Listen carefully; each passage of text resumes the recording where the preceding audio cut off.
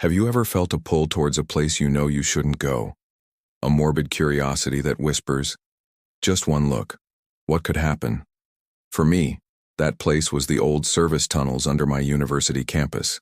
They were strictly off limits, a relic from a bygone era, sealed off behind rusted iron doors. The official story was they were structurally unsound. But the campus legends?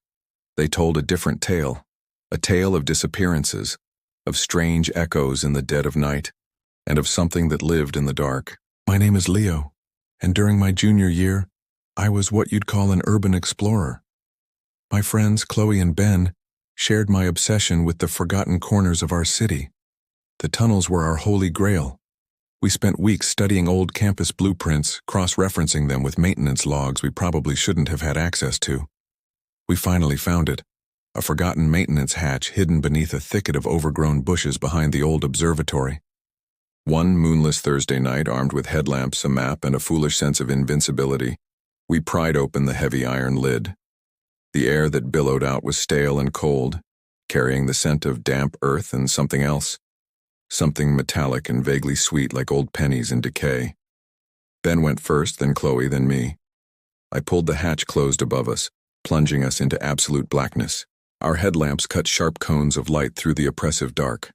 The tunnel was narrow, the brick walls slick with moisture. Pipes of all sizes ran along the ceiling like metallic veins, groaning and dripping in a steady, unsettling rhythm. The silence was the first thing that got to me. Down here, the sounds of the campus above were completely gone. All that existed was the drip, drip, drip and the sound of our own breathing. We followed our map, heading towards what was marked as a central junction. The air grew colder, the sweet, metallic smell stronger. We'd been walking for maybe 20 minutes when Chloe stopped dead. "Did you guys hear that?" she whispered, her voice trembling. Ben and I froze. We listened. At first, nothing, just the drip. Then we heard it. A faint scratching sound, coming from somewhere up ahead. It sounded like nails dragging against brick. Ben, ever the skeptic, laughed it off. "It's just rats, big ones probably." But the sound wasn't frantic like a rodent. It was slow, deliberate, rhythmic. Scratch, pause, scratch, pause. Against our better judgment, we pushed forward. The desire to see what was at the heart of the tunnels was stronger than our fear. The scratching grew louder as we approached the central junction, a larger circular room where several tunnels converged. In the center of the room, our headlamps illuminated a collection of things. Old wooden chairs, a rusted medical gurney, discarded tools, and in the very middle a child's rocking horse, its paint peeling, swaying slightly back and forth. But no one was there. "Okay, this is officially creepy," Chloe said, her light darting around the room. My heart was a drum against my ribs. The scratching had stopped the moment our light hit the room. Coincidence? Maybe. But the rocking horse? It was moving without a breeze. As we stood there trying to process the bizarre scene, a new sound started. It was a soft, wet sound, a shushing, slithering noise coming from one of the tunnels leading away from the junction. It was the darkest one, the one our map marked as a dead end. My blood ran cold. This wasn't rats. This wasn't the wind. Ben, in a moment of bravado he'd later regret, called out, "Hello? Is anyone there?" The slithering stopped. Absolute silence descended again, heavier and more menacing than before. For a full minute, we didn't move. We didn't breathe. Then, from the dark maw of that dead-end tunnel, a voice whispered back. It was a dry, raspy sound like dead leaves skittering across pavement. It said one word. "Hello."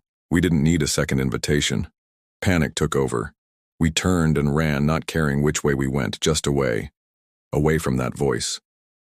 We scrambled through the narrow passageways, our headlamps bouncing chaotically, creating a dizzying strobe of brick and shadow. The slithering sound was behind us now, faster, closer. It was accompanied by a wet, clicking noise that turned my stomach. We were lost. Our map was long gone, dropped in the frantic escape. Every tunnel looked the same.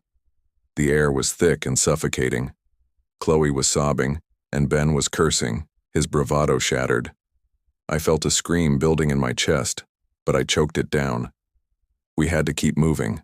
Then we saw it. A faint sliver of light up ahead. A ladder.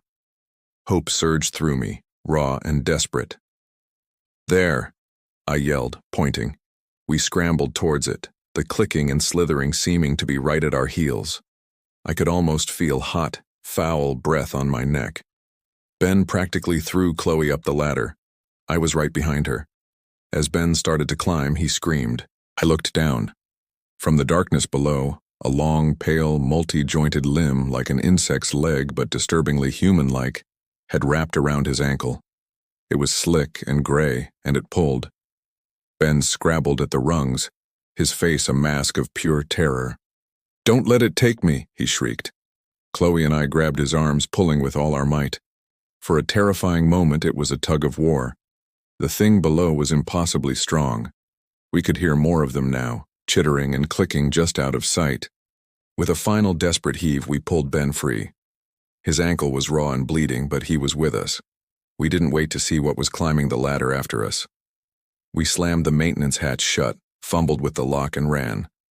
We didn't stop running until we burst into the brightly lit common room of our dorm, gasping for air, covered in grime and terror. We never spoke of what happened. We couldn't. How do you explain that you heard a voice that wasn't human, that you were touched by something that shouldn't exist? Ben walked with a limp for weeks, and to this day, he can't be in a room without the lights on. Chloe transferred to a different university the next semester. And me? I still have nightmares. Sometimes, late at night, when the campus is quiet, I think I can hear a faint scratching sound coming from beneath the ground, a reminder of what waits in the dark, and a warning to those who are tempted to look. Some doors are closed for a reason. Trust me, you don't want to find out why. Thanks for listening.